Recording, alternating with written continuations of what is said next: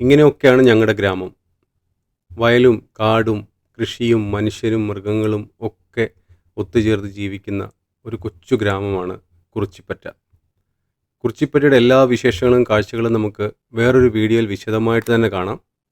ഇന്ന് ഞങ്ങൾ നടത്തിയ ഒരു ചെറിയ വൈകുന്നേര യാത്രയുടെ വീഡിയോ മാത്രമാണ് ഉൾപ്പെടുത്തിയിരിക്കുന്നത്. എല്ലാവരും കാണുക, ആസ്വദിക്കുക.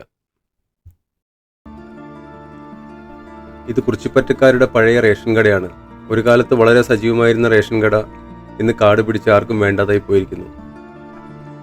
ഞങ്ങൾ ഡ്രൈവ് തുടങ്ങി. ഞങ്ങൾ ആദ്യം വെളുകൊല്ലി ഭാഗത്തേക്കാണ് പോകുന്നത്. ഈ കാട്ടിലൂടെയുള്ള ഡ്രൈവ് എന്നും ഒരു ഹരം തന്നെയാണ്. വേനലിൻ്റെ ഒരു നിറവ്യത്യാസം കാടിനുണ്ടെങ്കിലും എല്ലാ സീസണിലും കാടിന് സൗന്ദര്യം കൂടുന്നതായിട്ടേ തോന്നാറുള്ളൂ. മഴക്കാലത്ത് കാട് പച്ചപ്പുകൊണ്ട് നമ്മളെ അത്ഭുതപ്പെടുത്തുമ്പോൾ വേനൽക്കാലത്ത് ഒരു ഗോതമ്പ് നിറം തന്ന് നമ്മളെ വേറൊരു രീതിയിലുള്ള കാഴ്ചകൾ ഒരുക്കി അതിശയിപ്പിക്കും. കാടേത് നാടേത് എന്ന് തിരിച്ചറിയാനാവാത്ത വിധം കാടുമായിട്ട് ഇടചേർന്ന് കിടക്കുന്ന ഒരു സ്ഥലം കൂടിയാണ് കുറിച്ചിപ്പറ്റ. ചുറ്റുപാടും കാടാണ്, അതിന് ഇടയിലൊക്കെ കൃഷി സ്ഥലമാണ്, ഒരുപാട് താമസമുണ്ട്, ഒരുപാട് കോളനികളുണ്ട്. അങ്ങനെ ഒരു കോളനിയിലേക്ക് പോകുന്ന വഴിയിലാണ് നമ്മളിപ്പോൾ. ഉൾക്കാട്ടിൽ കൂടെ തന്നെയാണ് ആ യാത്ര. കോളനി ഉള്ളതുകൊണ്ട് മാത്രം നമുക്ക് ഇതുവഴി സഞ്ചരിക്കാനുള്ള അനുവാദമുണ്ട്. അല്ലെങ്കിൽ തീർച്ചയായിട്ടും നമുക്ക് ഫോറസ്റ്റിലേക്ക് ഇങ്ങനെ ഒരു ഡ്രൈവിന് പോകാനൊന്നും ഒരിക്കലും നമുക്ക് അനുവാദം കിട്ടത്തില്ല. ഞങ്ങളങ്ങനെ കോളനിയുടെ അടുത്തൊക്കെ എത്തി. എനിക്ക് ശരിക്കും അത്ഭുതം തോന്നി. ഇവിടെയും ഞാനൊരു ഫുട്ബോൾ കോർട്ട് കണ്ടു. ഈ മെസ്സിയും റൊണാൾഡോയും നെയ്മറും ഒന്നും ഇല്ലാത്ത ഒരു മുക്കുമൂലയും ഈ ലോകത്തില്ലെന്ന് നമുക്ക് ഇങ്ങനത്തെ കളിസ്ഥലങ്ങൾ കാണുമ്പോൾ ഓർമ്മ വരും. ഇവിടെ കാടിനോട് ചേർന്നിട്ട് വലിയൊരു കുളമുണ്ട്.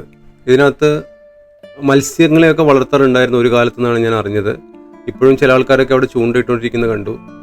ഇവരുടെ കൃഷി സ്ഥലത്തേക്കും വയലിലേക്കുമുള്ള എല്ലാ ആവശ്യത്തിനുള്ള വെള്ളം ഇതിൽ നിന്നാണ് എടുക്കുന്നത്. ഇത് പടക്കം വെച്ച് ആനയെ ഓടിക്കുന്ന ഒരു കെണിയാണിത്. ഇത് നമുക്കങ്ങനെ കോമൺ ആയിട്ട് കാണാൻ പറ്റുന്ന ഒന്നല്ല. അത് അവരുടേതായ ഒരു കരവിരുതിൽ അവരുണ്ടാക്കിയെടുത്തിരിക്കുന്നതാണ്. അത് ഇടയ്ക്കിടയ്ക്ക് ഇവിടെ കാണാം വെച്ചിരിക്കുന്നത്. കാടിനോട് തൊട്ട് ചേർന്ന് കിടക്കുന്ന സ്ഥലമായതുകൊണ്ട് എല്ലാ വൈകുന്നേരങ്ങളിലും പകൽ സമയങ്ങളിലും ആനയുടെ സാന്നിധ്യമുള്ളൊരു സ്ഥലം കൂടിയാണിത്. അതുകൊണ്ട് വളരെ സൂക്ഷിച്ചേ നമുക്ക് പോകാനും പറ്റുള്ളൂ. നമ്മൾ പിന്നെ നമ്മുടെ അനിയന്മാരും കൂട്ടുകാരും ഒക്കെ ഉണ്ടായിരുന്നത് കൊണ്ട് ധൈര്യമായിട്ട് അവരുടെ കൂടെ പോയതാണ്. എൻ്റെ ധൈര്യത്തിൻ്റെ പുറത്ത് അവർ വന്നതല്ല, അവരുടെ ധൈര്യത്തിൻ്റെ പുറത്താണ് ഞാൻ ഇതിലെയൊക്കെ സുഖമായിട്ട് ഇറങ്ങി നടന്നത്.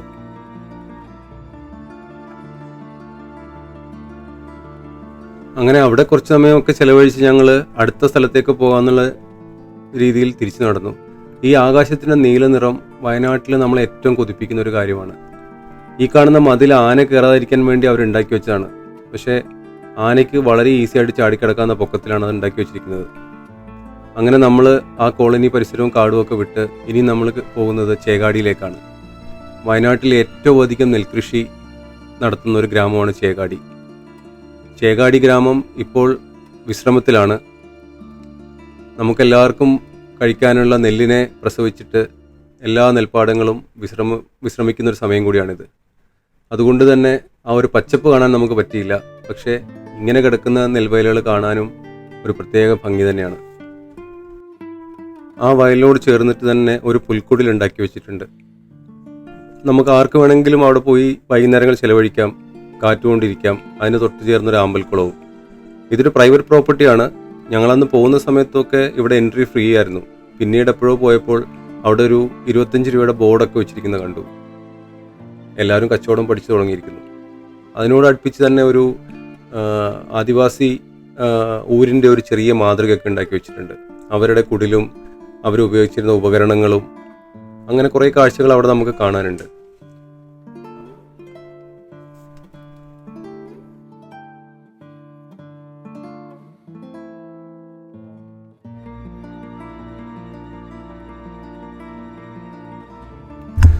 ഞങ്ങളങ്ങനെ അവിടെ കുറച്ച് സമയം ചെലവഴിച്ച് അവിടുത്തെ കാഴ്ചകളൊക്കെ കണ്ട് അടുത്ത കാഴ്ചയിലേക്ക് വണ്ടി ഓടിച്ചു തുടങ്ങി. ഇനി നമുക്ക് ചേകാടി കാട് ക്രോസ് ചെയ്ത് പുൽപ്പള്ളി ഭാഗത്തേക്കാണ് പോകേണ്ടത്. അവിടുന്ന് നേരെ മാടാപ്പറമ്പിലേക്ക് ഒരു ഡ്രൈവ് പോകാമെന്നുള്ള പ്ലാനിലാണ് ഞങ്ങൾ ഇവിടുന്ന് തിരിച്ചത്. പക്ഷേ ചേകാടി കാട് കയറി തുടങ്ങിയപ്പോൾ പെട്ടെന്ന് ഞങ്ങളെല്ലാവരും കൂടെ ഒരു പ്ലാനും കിട്ടും. അതായത് ഇവിടെ പാക്കംകോട്ട എന്ന് പറയുന്നൊരു ക്ഷേത്രമുണ്ട്. കൊടുങ്കാട്ടിൻ്റെ നടുക്കാണ് ആ ക്ഷേത്രം ഉള്ളത്. എന്നും പൂജയുള്ളൊരു സ്ഥലമൊന്നുമല്ല. എല്ലാ മലയാള മാസം 2-ാം തീയതി മാത്രമാണ് ആ ക്ഷേത്രം തുറക്കുന്നതും പൂജ ഒക്കെ ഉള്ളതും. അത് നമ്മൾ കുറുവ ജംഗ്ഷനിൽ നിന്ന് ഉള്ളിലേക്ക് തിരിഞ്ഞ് കാട് കയറി പോവാണ് വേണ്ടത്. അപ്പം അവിടെയും കൂടെ പോയിട്ട് തിരിച്ചു പോകാമെന്നുള്ളൊരു പ്ലാനിൽ ഞങ്ങൾ അങ്ങനെ മുമ്പോട്ടേക്ക് പോയി. നമുക്ക് ഒരു തരത്തിലും ഒറ്റയ്ക്കോ അല്ലെങ്കിൽ എന്താ പറയുക വൈകുന്നേരങ്ങളിലോ സന്ധ്യയായി കഴിഞ്ഞാലോ ഡ്രൈവിന് പോകാൻ പറ്റാത്ത ഒരു സ്ഥലം കൂടിയാണിത്. അത്രയും ആനശല്യമുള്ള ഒരു ഏരിയ ആണ്. ശരിക്കും കാടിൻ്റെ ഉള്ളിൽ കൂടെ തന്നെയാണ് നമ്മൾ അങ്ങ് വരെ എത്തുന്നത്. കാടിൻ്റെ നടുക്ക് തന്നെയാണ് ആ ക്ഷേത്രവും ഉള്ളത്. മാത്രമല്ല അങ്ങോട്ടേക്ക് പോകുന്ന ഒരു 1/2 കിലോമീറ്റർ കഴിയുന്നതോടുകൂടി കോളനികളെല്ലാം അവസാനിക്കും. പിന്നെ അങ്ങോട്ടേക്ക് കാട് നമ്മൾ മാത്രമാണ്. അതുകൊണ്ട് ഒരു കാരണവശാലും സന്ധ്യയ്ക്ക് ശേഷം നമുക്ക് പോകാൻ പാടില്ലാത്ത ഒരു സ്ഥലം കൂടിയാണ് പാക്കങ്കോട്ട ക്ഷേത്രം പ്രദേശം.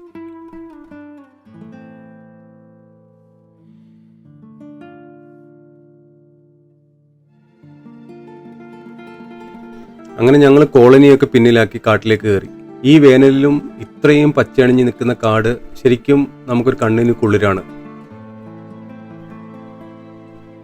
നമുക്ക് കാണാം എത്രയോ പഴക്കം ചെന്ന, എത്രയോ നൂറ്റാണ്ടുകളായിട്ട് നമുക്കിങ്ങനെ എല്ലാ അനുഗ്രഹങ്ങളും തന്നു നിൽക്കുന്ന ഒരു ഫോറസ്റ്റിൻ്റെ എല്ലാ സൗന്ദര്യവും നമുക്ക് ഈ വഴിയിൽ കാണാൻ വേണ്ടി പറ്റും. വളരെ ശ്രദ്ധിച്ച് മാത്രമേ നമുക്ക് പോകാൻ പറ്റുള്ളൂ. കാരണം മൃഗങ്ങളുടെ സാന്നിധ്യമുള്ളതാണ്. രാത്രിയിൽ മാത്രമല്ല, ഇത് അവരുടെ സ്ഥലമാണല്ലോ. അപ്പോൾ ഏത് സമയത്തും എവിടെ വേണമെങ്കിലും അവരുടെ സാന്നിധ്യം കാണാം. അല്ലെങ്കിൽ ആനയോ എന്തോ ആയിക്കോട്ടെ ഉണ്ടാവും എന്നുള്ളൊരു ധാരണയിൽ വേണം നമ്മൾ മുമ്പോട്ടേക്ക് പോകാൻ വേണ്ടിയിട്ട്. പിന്നെ മാസത്തിൽ ഒരു തവണ മാത്രം തുറക്കുന്ന ഒരു ക്ഷേത്രമായതുകൊണ്ട് അങ്ങോട്ടും ഇങ്ങോട്ടും പോകുന്ന വാഹനങ്ങളോ ആൾക്കാരോ ഒന്നും ഉണ്ടാവില്ല. അങ്ങനെ ഞങ്ങൾ കുറച്ച് നേരത്തെ ഡ്രൈവിന് ശേഷം പാക്കങ്കോട്ട ക്ഷേത്രത്തിലെത്തി. അപ്പോൾ അവിടെ കുറച്ച് പണികളും കാര്യങ്ങളൊക്കെ നടക്കുന്നതുകൊണ്ട് ഞാൻ ആ ഒരു വീഡിയോ കൃത്യമായി എടുത്തില്ല. അത് പിന്നീട് ഒരിക്കലാവാം. ഞങ്ങൾ അവിടുന്ന് നേരെ താഴെ കൂടി ഒഴുകുന്ന കബനിയുടെ തീരത്തേക്ക് പോകാൻ വേണ്ടി തീരുമാനിച്ചു. ശരിക്കും ഒരു 1.5-2 കിലോമീറ്ററോളം താഴേക്ക് നടക്കണം നമുക്ക് കബനി പുഴയുടെ തീരത്തേക്ക് എത്താൻ വേണ്ടിയിട്ട്. അപ്പോൾ ഇറങ്ങാനുള്ളൊരു സുഖം കൊണ്ട് ഞാൻ വളരെ കൂളായിട്ട് ഇറങ്ങി. കബനിയുടെ തീരങ്ങളിൽ പോയിട്ട് വൈകുന്നേരം കുറച്ച് സമയം ഇരിക്കുന്നതൊക്കെ നമുക്ക് എല്ലാവർക്കും ഇഷ്ടമുള്ള കാര്യമാണല്ലോ. അപ്പോൾ ആ ഒരു കാര്യമൊക്കെ മനസ്സിൽ ഓർത്ത് ഞാൻ നല്ല രസത്തിലങ്ങ് ഇറങ്ങി. പക്ഷേ പണിപ്പെട്ട് തിരിച്ച് കയറാനാണ്. തിരിച്ച് ഞങ്ങൾ കയറിയത് തന്നെ ഞങ്ങൾ അവിടെ വർത്താനമൊക്കെ പറഞ്ഞിരിക്കുന്ന സമയത്ത് മുകളിൽ നിന്ന് ആന അലർന്ന സൗണ്ട് കേട്ടു. അപ്പോൾ പിന്നെ എല്ലാവരും പറഞ്ഞു മുകളിൽ എവിടെയെങ്കിലും ആൾ കാണും, നമ്മളിനി അധികം ഇവിടെ ഇരിക്കുന്നത് സേഫ് അല്ല എന്ന് പറഞ്ഞുകൊണ്ട് ഞങ്ങൾ ഇറങ്ങിയതിൻ്റെ ഡബിൾ സ്പീഡ് വേഗത്തിലാണ് മുകളിലേക്ക് കയറിയത്. അത് ശരിക്കും നല്ല ടയർഡ്നെസ് ഉണ്ടാക്കി. നമുക്ക് ശീലമില്ലാത്ത കാര്യമാണല്ലോ ഇങ്ങനെ ഇത്രയും കയറ്റമൊക്കെ ഓടിക്കയറുന്നത്. കൂടെ ഉണ്ടായിരുന്ന അവന്മാരൊക്കെ ഓടിക്കയറി. പക്ഷെ ഞാൻ ഏറ്റവും പുറകിൽ കിതച്ചാണ് എത്തിയത്. പക്ഷെ താഴത്തെ കാഴ്ചകൾ, കബനിയുടെ തീരത്തുള്ള കാഴ്ചകളും അവിടെ ഞങ്ങൾ ചിലവഴിച്ച സമയവും വണ്ടർഫുൾ എന്നല്ല, അതൊന്നും പറയാനില്ല. വൈകുന്നേരങ്ങൾ ഇങ്ങനെ വേണം ചിലവഴിക്കാൻ. ഇങ്ങനെ പ്രകൃതിയോട് ചേർന്ന്, പ്രകൃതിയിൽ അലിഞ്ഞു ചേർന്ന് നമുക്കിഷ്ടമുള്ള ആൾക്കാരുടെ കൂടെ ഒരുപാട് വർത്താനങ്ങൾ പറഞ്ഞിരിക്കുമ്പോൾ നമുക്ക് സമയം പോകുന്നതേ അറിയില്ല. അവസാനം എന്തായാലും കിതച്ച് ഞങ്ങൾ മുകളിലെത്തി. വണ്ടിയൊക്കെ എടുത്ത് തിരിച്ച് അടുത്ത ലൊക്കേഷനിലായ മാടാപ്പറമ്പിലേക്ക് യാത്ര തുടങ്ങി. എന്തായാലും ഈ ഫോറസ്റ്റിലും കൂടെ ഡ്രൈവ് ചെയ്യാൻ കിട്ടുന്ന ചാൻസ് ഒന്നും മിസ്സാക്കാൻ പാടില്ലല്ലോ. അതുകൊണ്ട് തിരിച്ചു പോകുമ്പോൾ ഞാനാണ് വണ്ടി ഓടിച്ചത്. നമ്മുടെ എന്താ പറയുക, ബൊലേറോ കൂടെ ഉള്ളതുകൊണ്ട് നമുക്ക് ഏത് കാട്ടിലും മേട്ടിലും ധൈര്യമായിട്ട് ഇവനെ കയറ്റിക്കൊണ്ട് പോവാം. 10-12 കൊല്ലമായിട്ട് കൂടെ ഉണ്ടായിട്ടും അവൻ ഇതുവരെ നമ്മളെ വഴി കടത്തിയിട്ടില്ല. ആ ഒരു ധൈര്യത്തിൽ ഡ്രൈവ് വളരെ എൻജോയ് ചെയ്ത് വളരെ കംഫർട്ടബിൾ ആയിട്ടാണ് ഞങ്ങൾ ആ ഒരു വൈകുന്നേരം യാത്ര ചെയ്തത്.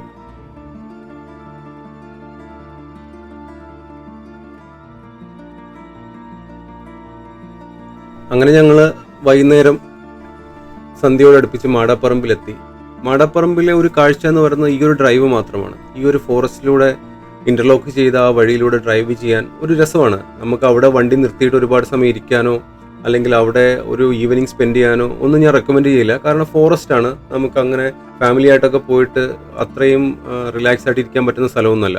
ഈ ഒരു ഡ്രൈവ് എൻജോയ് ചെയ്യാം. പ്രത്യേകിച്ച് മഴക്കാലോ അല്ലെങ്കിൽ മഞ്ഞുകാലോ ഒക്കെ ആണെങ്കിൽ ആ പച്ചപ്പിലൂടെ ഈ ഒരു ഡ്രൈവ് എൻജോയ് ചെയ്യാൻ വളരെ ഇൻട്രസ്റ്റിംഗ് ആയിരിക്കും എനിക്ക് തോന്നി. അതുമാത്രമല്ല സോഷ്യൽ മീഡിയയിലൂടെ ഈ മാടാപ്പറമ്പ് എന്ന് പറഞ്ഞ പ്രദേശം ഇപ്പം ഭയങ്കര വൈറലുമാണ്. ഒരുപാട് ആൾക്കാർ കണ്ടിട്ടുണ്ടാവും. ഒരുപാട് വ്ളോഗർമാർ വന്നിട്ട് ചെയ്യുന്ന സ്ഥലമാണ്. ഒരുപാട് റിസോർട്ട് ഉണ്ട് ഇതിനോടനുബന്ധിച്ച് തന്നെയായിട്ട്. അപ്പോൾ അവിടെയൊക്കെ ഒന്ന് കറങ്ങി അപ്പുറത്തുള്ള കോളനി ഏരിയയിലൊക്കെ ഒന്ന് പോയിട്ട് ഞങ്ങൾ തിരിച്ചുള്ള ഡ്രൈവ് തുടങ്ങി. അപ്പോൾ ഇവിടെ പ്രത്യേകിച്ച് നിർത്താനോ അങ്ങനെ ടൈം സ്പെൻഡ് ചെയ്യാനോ ഒന്നും ഞങ്ങൾ നിന്നില്ല. നമ്മൾ ഇതിന് മുമ്പ് പോയിട്ടുള്ള സ്ഥലമാണ്. ഇതിപ്പോൾ ജസ്റ്റ് ഞങ്ങൾ യൂഷ്വൽ വൈകുന്നേരത്തെ ഒരു സഫാരി എന്നുള്ള രീതിയിൽ ഞങ്ങൾ എന്നും പോകുന്ന പോലെ ഒരു ഡ്രൈവിന് ഇറങ്ങിയെന്നേ ഉള്ളൂ.